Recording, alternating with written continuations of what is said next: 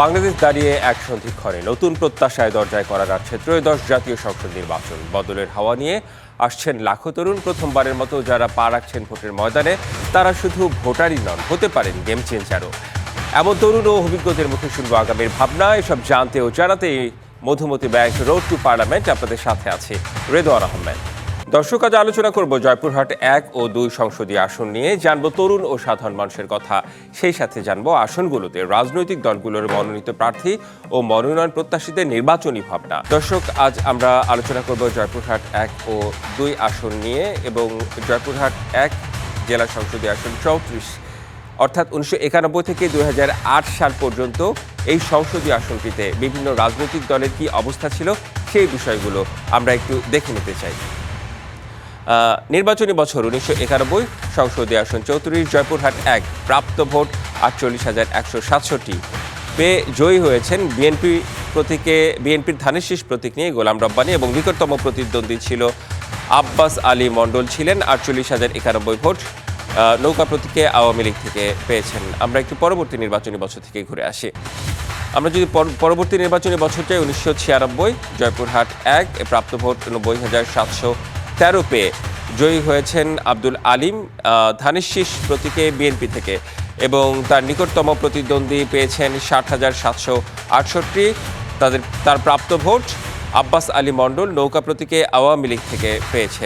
এবার একটু জয়পুরহাট পরবর্তী যে বছর, নির্বাচনী বছর 2001 সালে আমরা একটু দেখে নিতে চাই। 2001 সালে আমরা একটু যদি দেখে নিতে চাই তাহলে আমরা দেখব যে জয়পুরহাট 1 আসনে প্রাপ্ত ভোট 1,59,830, ধানের শীষ প্রতীকে বিএনপি থেকে পেয়েছে আব্দুল আলিম এবং আব্বাস আলী মণ্ডল 80,900 ভোট আওয়ামী লীগ থেকে পেয়েছে নৌকা প্রতীকে।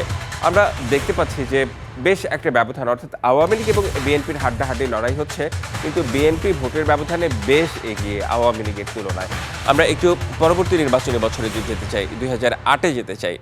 জয়পুরহাট 1, প্রাপ্ত ভোট 1,64,820, ধানের শীষ প্রতীক নিয়ে বিএনপি থেকে মোজাহার আলী প্রধান, জয়ী হয়েছেন তিনি এবং তার নিকটতম প্রতিদ্বন্দ্বী খাজা শামসুল আলম, প্রাপ্ত ভোট 1,83,529, নৌকা প্রতীকে আওয়ামী লীগ থেকে। এখানেও আমরা দেখতে পাচ্ছি বেশ লড়াই হয়েছে, কিন্তু ভোটের ব্যবধানটা কিন্তু খুব কম বলবো তা না, বেশ বেশি। আমরা একটু পরবর্তীতে যেতে চাই, অর্থাৎ আমরা নির্বাচনী বছর 1991, সংসদীয় আসন 35, জয়পুরহাট 2। আমরা জয়পুরহাট 1 দেখে নিলাম, অর্থাৎ জয়পুরহাটের 1-এ আমরা 1991 থেকে 2008 সাল পর্যন্ত কি অবস্থা সেটা দেখে নিলাম। আমরা অধিকাংশ সময় আমরা দেখেছি আসলে বিএনপির সেখানে আসলে জয়কার। আমরা একটু জয়পুরহাট 2 আসনটি কি সেটি দেখে নিতে চাই। নির্বাচনী বছর 1996, প্রাপ্ত ভোটের সংখ্যা 76,867, আবু ইউসুফ মোহাম্মদ খলিলুর রহমান বিএনপি থেকে, অর্থাৎ ধানের শীষ প্রতীকে এবং তার নিকটতম প্রতিদ্বন্দ্বী মীর জালালুর রহমান, 39,267 তার মোট প্রাপ্ত ভোট নৌকা মার্কা থেকে। 1996 দেখে নিলাম। আমরা একটু 2001 সালে যেতে চাই, নির্বাচনী বছর 2001 সালে যদি আমরা নির্বাচনী বছর জয়পুরহাট 2 দেখি তাহলে আমরা দেখতে পাই আবু ইউসুফ মোহাম্মদ খলিলুর রহমান 1,13,290 ভোট পেয়ে জয়ী হয়েছেন ধানের শীষ প্রতীকে বিএনপি থেকে এবং তার নিকটতম প্রতিদ্বন্দ্বী মীর জালালুর রহমান 77,508 ভোট তার প্রাপ্ত ভোট এবং নৌকা প্রতীকে আওয়ামী লীগ থেকে তিনি জয়ী হয়েছেন। আমরা এখানেও দেখতে পাচ্ছি যে একটা বড় ভোটের ব্যবধান আমরা লক্ষ্য করতে পারছি, অর্থাৎ 2001 সালে মানে বিশাল বড় ভোটের ব্যবধান। অর্থাৎ এখানে কিন্তু বিএনপি বগুড়া কিংবা জয়পুরহাট এইসব এলাকাকে সাধারণত বলা হয় যে বিএনপির ঘাঁটি। আমরা এই পরিসংখ্যানে আসলে সেটি সম্ভবত বুঝতে পারছি নির্বাচনকে ঘিরে। আমরা একটু জয়পুরহাটের সর্বশেষ নির্বাচনী 2008 বছর মানে সংসদীয় আসন 35, এখানেও বিএনপি থেকে জয়ী হয়েছেন 1,16,880 ভোট পেয়ে গোলাম মোস্তফা, ধানের শীষ প্রতীকে এবং তার প্রাপ্ত ভোট ছিল 1,16,880 এবং তার নিকটতম প্রতিদ্বন্দ্বী তার ভোট ছিল 1,13,721, আবু সাইদ আল মাহমুদ স্বপন, আওয়ামী লীগ থেকে নৌকা প্রতীক নিয়ে তিনি আসলে এটি পেয়েছেন। আমরা 2008 সালের, অর্থাৎ জয়পুরহাট 2 আসনে 2008 সালের যদি আমরা ভোটের পরিসংখ্যান দেখি তাহলে আমরা দেখতে পাই যে হচ্ছে যে বেশ ভালো একটা প্রতিদ্বন্দ্বিতা হচ্ছে 2008 সালে ধানের শীষ এবং নৌকা প্রতীকে, কিন্তু এর আগে যতগুলো বছর দেখলাম এতটা হাড্ডাহাড্ডি আসলে প্রতিদ্বন্দ্বিতা হয়নি। দর্শক, এই মুহূর্তে জয়পুরহাট 1 ও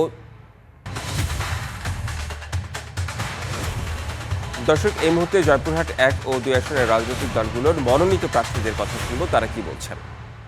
আমাকে যেভাবে সাড়া দিয়েছে আমি বিশ্বাস করি এই সংসদে আসনে আমি নির্বাচিত হওয়ার পর সর্বপ্রথম জয়পুরহাটের সবচেয়ে বড় সমস্যা স্বাস্থ্যসেবার সমস্যা। এই স্বাস্থ্যসেবার সমস্যা আমি জনগণের দ্বার করে নিয়ে আসবো। জয়পুরহাটে মানুষের প্রত্যাশা অনুযায়ী পাইপলাইনে গ্যাস নিয়ে আসবো। শিল্প কৃষি উন্নয়নের জন্য আমি নিরবিচ্ছিন্নভাবে কাজ করে যাব। মানুষের যে প্রত্যাশা আছে এই জয়পুরহাট পাঁচবিবি একটি শান্তির শহর হিসেবে দেখতে চাই, শান্তির উপজেলা হিসেবে দেখতে চাই। আমি মানুষের স্বাস্থ্য সুরক্ষা, শান্তি, নিরাপত্তা জনগণের দ্বার করে নিয়ে যাব ইনশাল্লাহ। আমরা জয়পুরহাটকে একটা আধুনিক জয়পুরহাট বানানোর জন্য যে সমস্ত দুর্বলতা আছে সেগুলি আমরা সংস্কার করব ইনশাআল্লাহ। বিশেষ করে চিকিৎসা, স্বাস্থ্য, শিক্ষা এগুলি অগ্রাধিকার দিব। আর জয়পুরহাটে দুর্নীতি দমনের জন্য আমরা সন্ত্রাস, চাঁদাবাজি, মাদক নির্মূল করার জন্য চেষ্টা করব। আমরা জয়পুরহাটে একটা আধুনিক জয়পুরহাট বানার জন্য চেষ্টা করব। আমাদের জয়পুরহাট একটা অবহেলিত জেলা। এখানে রাস্তাঘাট যেটা দেখিলে আমরা অনেক জায়গায় যাই, রাস্তাঘাটের যে সংস্কার নাই, এই রাস্তাগুলো পাকাকরণ এবং যে সমস্ত মাদ্রাসা এবং স্কুল কলেজ এগুলিতে বিল্ডিং নাই, এই প্রতিষ্ঠানগুলোতে আমরা বিল্ডিং দেওয়ার জন্য চেষ্টা করব। আমি যদি নির্বাচিত হতে পারি ইনশাল্লাহ এই আসন থেকে এই আসনের সকল নাগরিককে আমি রাষ্ট্রীয় যত অধিকার আছে সমস্ত অধিকার তাদের ঘরে ঘরে পৌঁছায় দেব ইনশাল্লাহ। এবং এই আসনে যত দুর্নীতি চুরি আছে ইনশাল্লাহ দুর্নীতি চুরি সর্বকিছু থেকে এই আসনকে মুক্ত করবে ইনশাল্লাহ। আমাদের জয়পুরহাট আজকে শিক্ষাক্ষেত্রে আমরা জয়পুরহাটটা অনেক পিছায় আছি। এই পিছিয়ে পড়া জয়পুরহাটটাকে কাজে নেওয়ার জন্য আমি জয়পুরহাট বিশ্ববিদ্যালয় এবং মেডিকেল বিশ্ববিদ্যালয় নিয়ে আসার চেষ্টা করব এবং জয়পুরহাটকে সন্ত্রাসমুক্ত, চাঁদাবাজ মুক্ত এবং আপনার দুর্নীতিমুক্ত জয়পুরহাটকে প্রতিষ্ঠা করতে চেষ্টা করব। এবং যেহেতু সীমান্তবর্তী এলাকা সেহেতু এই জয়পুরহাটকে মাদক মুক্ত করার চেষ্টা করব। আমি যদি এখানে নির্বাচিত হয়ে আসতে পারি, মানুষ যদি আমাকে ভোট দেয়, তাহলে আমি গণসংযোগ করছি, গ্রামে গ্রামে যাচ্ছি, ইউনিয়ন, উপজেলা, ওয়ার্ড সর্বক্ষেত্রে গ্রামের একেবারে গ্রামে যারা বসবাস করেন সেই সমস্ত ভোটার, সম্মানিত ভোটার এবং মানুষের সাথে আমি তাদের সমস্যাগুলো নিয়ে কথা বলছি। তারা ব্যাপকভাবে আমাকে সমর্থন দিচ্ছে। আমি জনগণের সাথে, তৃণমূলের মানুষের সাথে কাজ করছি এবং জনগণের সাড়া রয়েছে।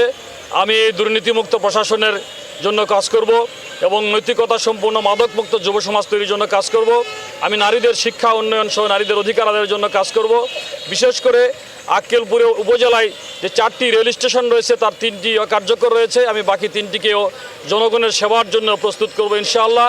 পাশাপাশি এই কৃষি নির্ভর এলাকায় আমি কৃষি শিল্প কারখানা তৈরি করে মানুষের কর্মসংস্থান এবং অর্থ সামাজিক উন্নয়নের জন্য কাজ করব ইনশাআল্লাহ। জনগণের সর্বময় যে অধিকারগুলো এগুলো বাস্তবায়ন করব।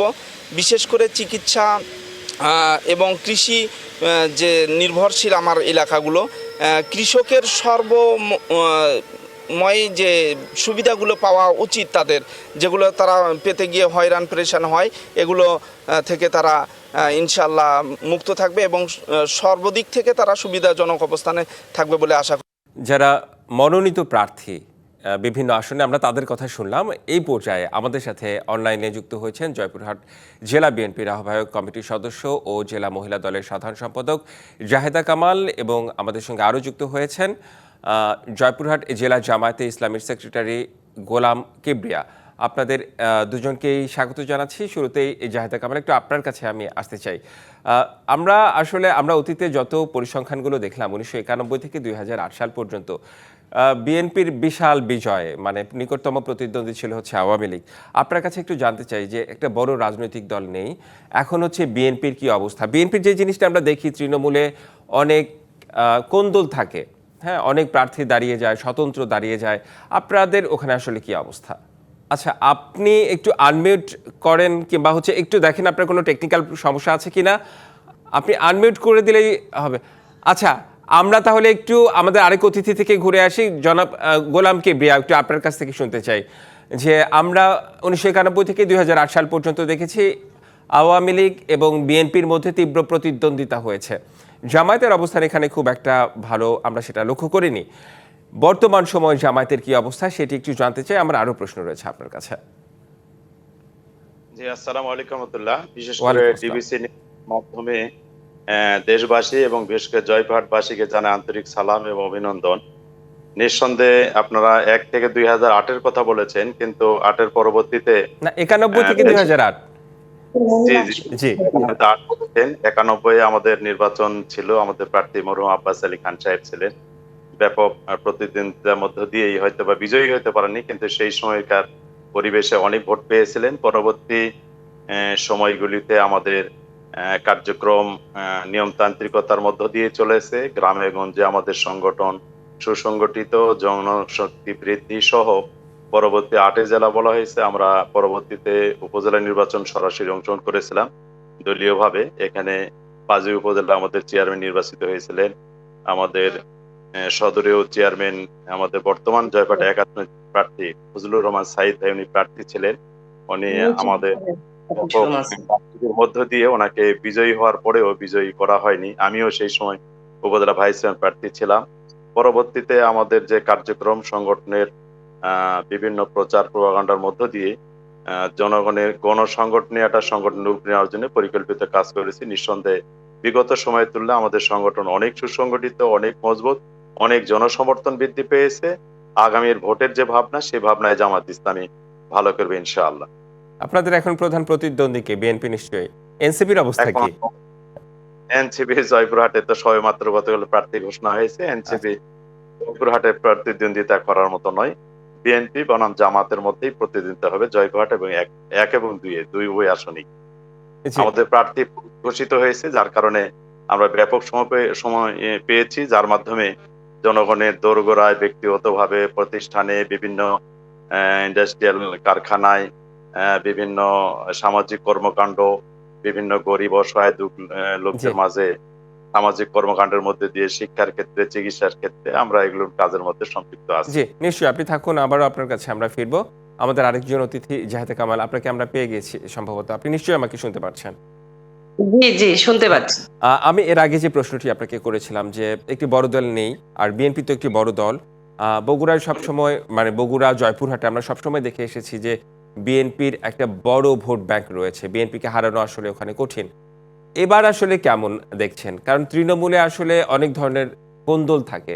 আপনাদের ওখানে আসলে কি অবস্থা? ধন্যবাদ আপনাকে। আসসালামু আলাইকুম। ওয়ালাইকুম আসসালাম। আসলে কন্দল ছিল, কন্দল থাকবে। বিএনপি অনেক বড় একটি দল। যখন ধানের শীষ মার্কা রানা প্রধানের হাতে তুলে দেওয়া হয়েছে, আমি মনে করি যে এখন আর কন্দল বলে কিছু নেই। সবাই মিলে ধানের শীষের পক্ষে কাজ করছে।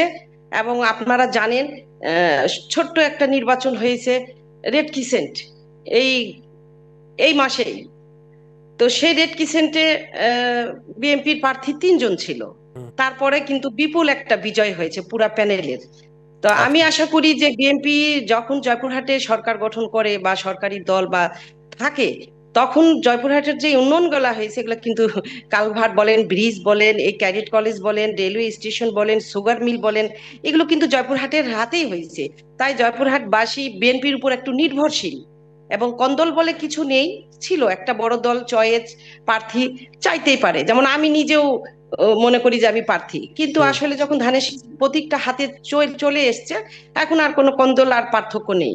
আমরা বিশ্বাস করি মনে প্রাণে জয়পুরহাটের মানুষ ধানের শীষকে বিগত দিনে যেভাবে বিপুল ভোটে বিজয় করেছে, আগামী দিনে যিনি ক্যান্ডিডেট তার বাবা এমপি ছিলেন এবং দেশনায়ক তারেক রহমান তাকে এই মনোনয়নটা দিয়েছে।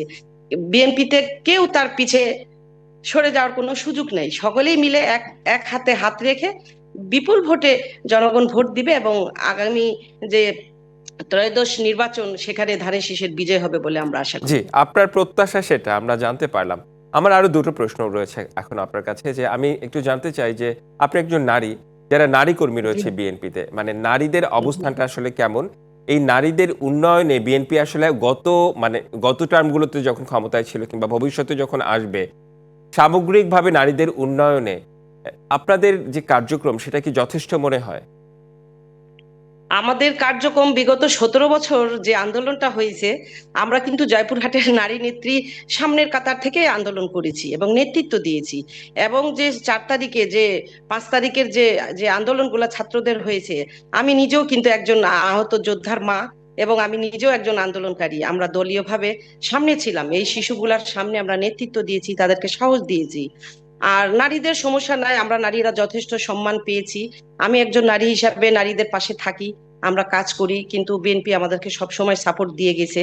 এবং তারা বলছে যে আগামী দিনে যদি বিএনপি ক্ষমতায় আসে, নারীদের বেকারের জন্য, তারপর হচ্ছে আপনার নারীরা যে কর্মসংস্থান ব্যবস্থা যেন হয়, এই প্রতিশ্রুতি বিএনপি থেকে দেওয়া হয়েছে। আমি বিশ্বাস করি যে নারীদের উন্নতি অবশ্যই হবে জয়পুরহাটে। জি, নিশ্চয়ই। আম নারী শিক্ষা কিংবা অন্যান্য বিষয়গুলো নিয়ে বিগত সময়ে বিএনপি বেশ প্রশংসা পেয়েছে। এখনো আপনার কাছ থেকে আমরা বিষয়গুলো শুনলাম। ভবিষ্যৎ পরিকল্পনার কথা আপনি জানালেন। আপনি জি, যদি বলি বিএনপির এখানে প্রতিদ্বন্দ্বী প্রার্থী জামায়াতের কথা যদি বলি, তাহলে আসলে কি বলবেন? জামায়াত এবং বিএনপি। জামায়াত কি শক্তিশালী হচ্ছে দিন, দিন? যে প্রতিদ্বন্দ্বিতা করবে বিএনপির সাথে ওই আসনগুলোতে, মানে জয়পুরহাট কিংবা বগুড়ার যে আসনগুলো রয়েছে? আসলে তো অন্য কোনো দল নেই, বিএনপির সাথে প্রতিদ্বন্দ্বিতা জামাতের সাথেই হবে। অবশ্যই তাদের সাংগঠনিক ভাবে তারা আগাচ্ছে, আর বিএনপি তো এগিয়েই আছে। আর আমরা যে যেমন মাঠে মাঠে যে যাচ্ছি, পাবলিকের বাসায় রোজ রোজ আমরা যে হ্যান্ড টু হ্যান্ড যাচ্ছি, তা আমাদের অনেক সাড়া। তাতে মনে হচ্ছে যে প্রধান প্রতিদ্বন্দ্বিতা অবশ্যই জামাতের সাথেই আমাদের প্রধান প্রতিদ্বন্দ্বিতা হবে। এখন জনগণ যাকে চাইবে সেই সরকার গঠন করবে। জি। আপনাদের তৃণমূলে আপনাদের যে ৩১ দফা রয়েছে সেটি কি পৌঁছে দিচ্ছেন? হ্যাঁ, সেটা অলরেডি আমরা অনেক আগে, তারেক রহমানের আপনারা জানেন যে আরো বিগত 3 বছর আগের সে পরিকল্পনা ছিল।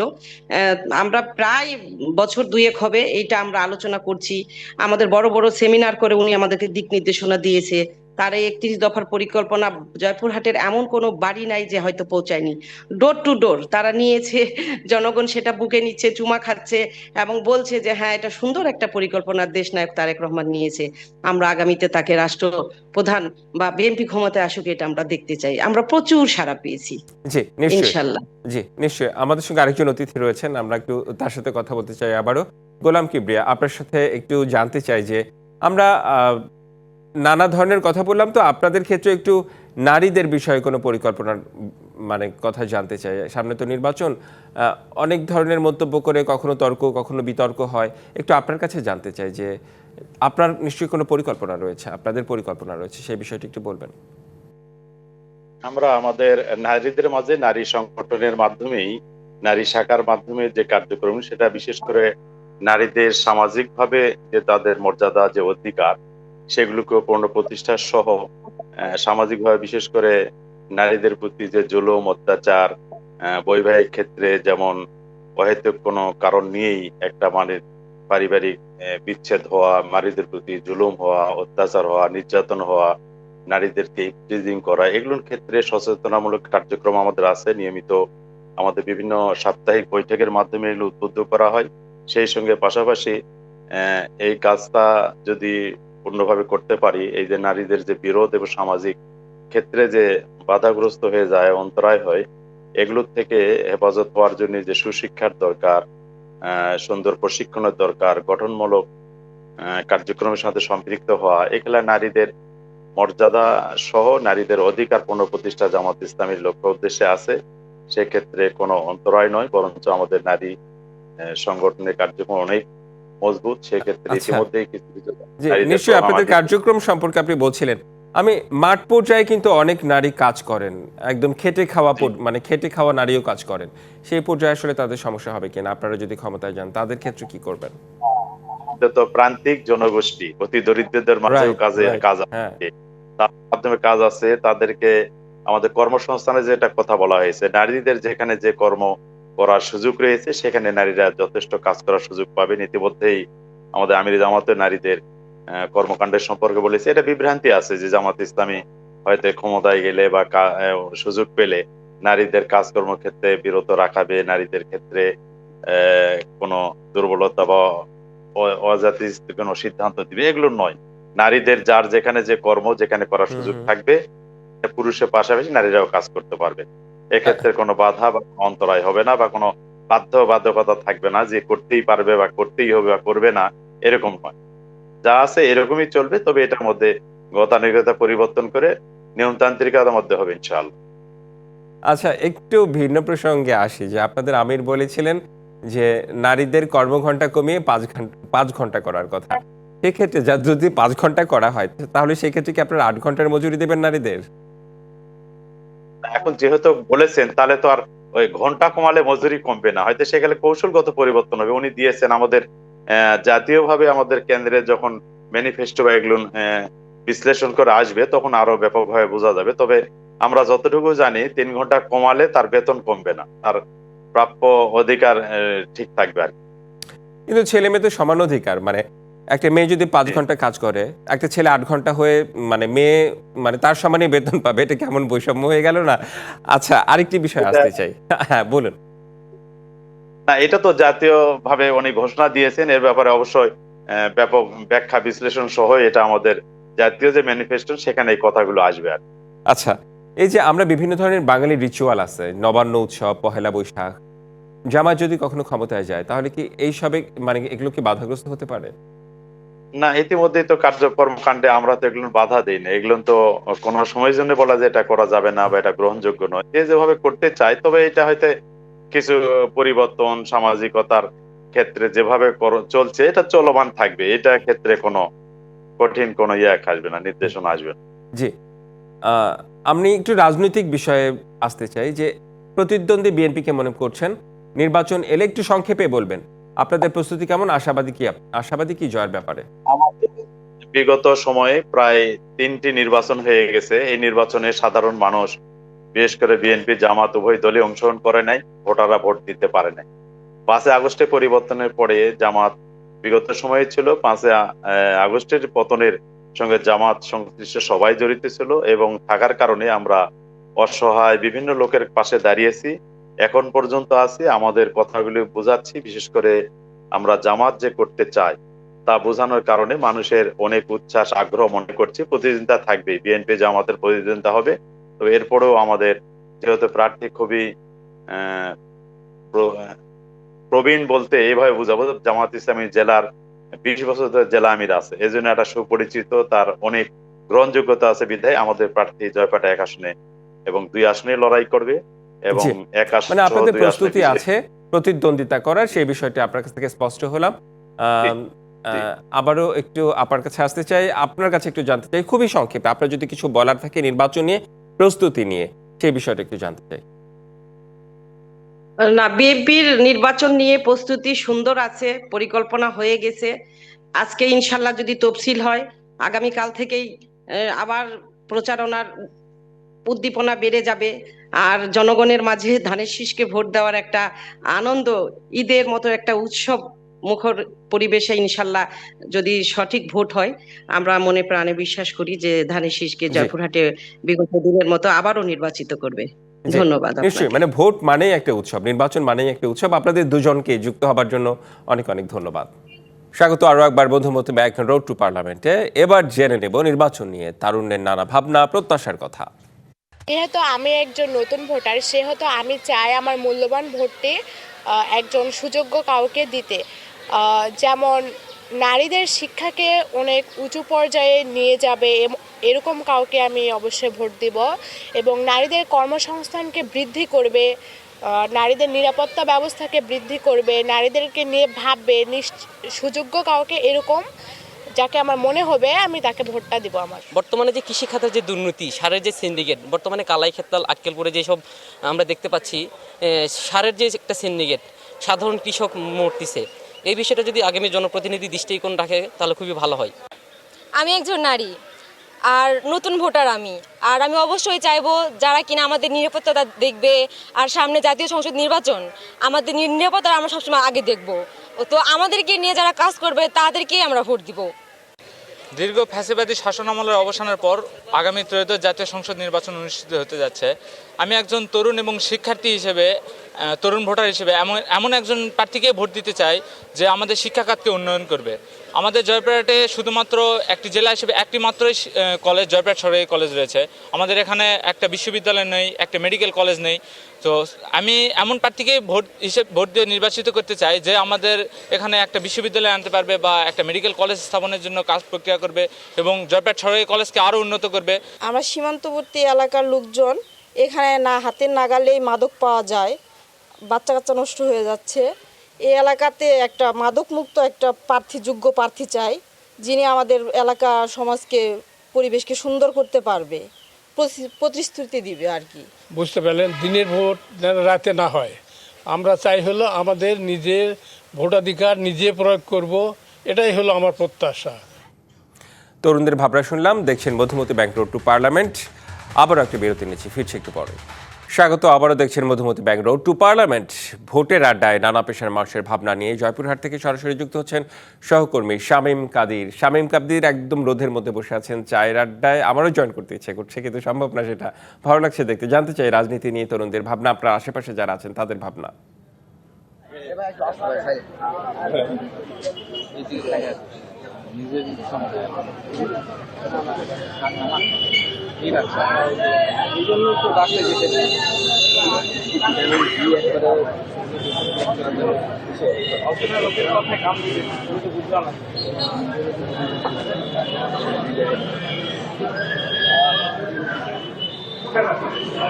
উত্তরে সীমান্ত জেলা জয়পুরহাটে জেগে বসেছে শীত, আর শীতের মধ্যে বইছে নির্বাচন হাওয়া। মাঠে ঘাটে, শিক্ষা প্রতিষ্ঠানে এবং চায়ের আড্ডায় সব জায়গায় একটাই আলোচনা, আসন্ন জাতীয় সংসদ নির্বাচন। আমি রয়েছি শহরের প্রাণকেন্দ্র শহীদ ডাক্তার আবুল কাশেম ময়দানে। এখানে চায়ের আড্ডায় বসেছি। আমার সাথে রয়েছে নতুন ভোটার, নারী ভোটার, এবং তাদের সাথে কথা বলবো। আপনার এবার তো নতুন ভোট দিচ্ছেন, তাই না? আপনার কেমন নির্বাচন চান? একজন ভোটার হিসেবে অবশ্যই আমার প্রত্যাশা থাকবে যে নির্বাচন একদম অবাধ, সুষ্ঠু এবং নিরপেক্ষ হোক। প্রত্যেক ভোটারের যেন ভোট কেন্দ্রে গিয়ে নিজের পছন্দ মতো প্রার্থীকে ভোট দেওয়ার সুযোগ থাকে, সেটা নিশ্চিত করতে হবে। সেই সাথে আমরা ছোটবেলা থেকে দেখে এসেছি যে জাতীয় সংসদ নির্বাচন মানেই জয়পুরহাট সহ বাংলাদেশের প্রতিটি ঘরে ঘরে একটা উৎসব মুখর পরিবেশ বিরাজ করত। এই জিনিসটা কিন্তু দীর্ঘদিন ধরে আমরা চোখে দেখি না, কারণ আগের রাতে ভোট কেন্দ্র দখল, ব্যালট পেপারে নির্বাচিত নির্ধারিত প্রার্থীর সিল দেওয়াই থাকে। তো ভোটাররা ভোট কেন্দ্রে যাওয়ার যে উৎসব, যে খুশিটা, এটা থেকে দীর্ঘদিন ধরে বঞ্চিত হয়ে আসছে। আমি ভোটার হিসেবে অবশ্যই আমার প্রত্যাশা থাকবে যে উৎসব মুখর পরিবেশটা ফিরে আসুক এবং অবাধ, সুষ্ঠু, নিরপেক্ষ ভোট হোক। আপনি তো একদম এবার প্রথম ভোট দিচ্ছেন, তাই না? আপনার এই নতুন এবার জনপ্রতিনিধি কেমন চাচ্ছেন? হ্যাঁ, এবারে আমি প্রথম জাতীয় সংসদ নির্বাচনে ভোটদান করব। আমি এমন একজন জনপ্রতিনিধিকেই দেখতে চাই যে আমাদের জয়পুরহাটের শিক্ষা, চিকিৎসা এবং মাদক মুক্ত রাখবে, জয়পুরহাটকে সচেতন রাখবে এবং সর্বোপরি আমাদের জয়পুরহাটকে যে উন্নত করবে এবং জয়পুরহাটের সাধারণ মানুষের মৌলিক অধিকারকে নিশ্চিত করতে পারবে, এমন একজন সৎ, গ্রহণযোগ্য ও জনবান্ধব জনপ্রতিনিধিকে আমি দেখতে চাই। আচ্ছা, আপনি তো একদম প্রথম ভোট দিচ্ছেন, তাই না? আপনি এবার কেমন নির্বাচন চাচ্ছেন? আমি একজন নতুন ভোটার হিসেবে এমন একজন প্রার্থীকে নির্বাচিত করতে চাই যে প্রাণবান্ধব হবে এবং আমাদের জয়পুরহাটের জনগণের জন্য যার দরজা সবসময় খোলা থাকবে এবং আমাদের সেবায় সে সবসময় নিয়োজিত থাকবে। এমন প্রতিনিধিকে আমরা নির্বাচিত করতে চাই না যে নির্বাচনের আগে জনগণের দ্বারে দ্বারে গিয়ে বলবে আমি এ করব, সে করব, কিন্তু পরে কারো প্রতি কোনো খেয়াল রাখবে না। আমি নতুন ভোটার হিসেবে এমন একজন প্রার্থীকেই চাই যে জনবান্ধব হবে। আপনি তো এর আগে ভোট দিয়েছেন, এবার কেমন নির্বাচন চাচ্ছেন? অবশ্যই সুষ্ঠু নির্বাচন চাচ্ছি, কেননা হচ্ছে যে আমরা বিগত সময়গুলোতে দেখেছি যে সুষ্ঠু নির্বাচনের নামে যে প্রশাসনের যে প্রহসন ছিল সেটা যেন এবার না দেখতে পাই, এই আশা থাকছে। এর বাইরেও আমার আশা থাকবে যে প্রত্যেকটা ভোটার যেন হচ্ছে তার সিদ্ধান্তকে ব্যালটের মাধ্যমে প্রকাশ করতে পারে, সেই স্বাধীনতা যেন অবাধ, সুষ্ঠু এবং নিরপেক্ষ নির্বাচন চান নতুন ভোটার এবং পুরাতন ভোটাররাও।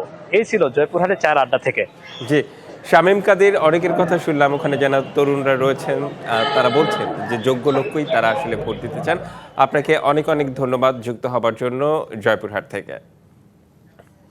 Madhumati bank road to parliament এই ছিল আমাদের আজকের মতো। আগামীকাল দেখা হবে একই সময়ে। ভালো থাকুন সবাই।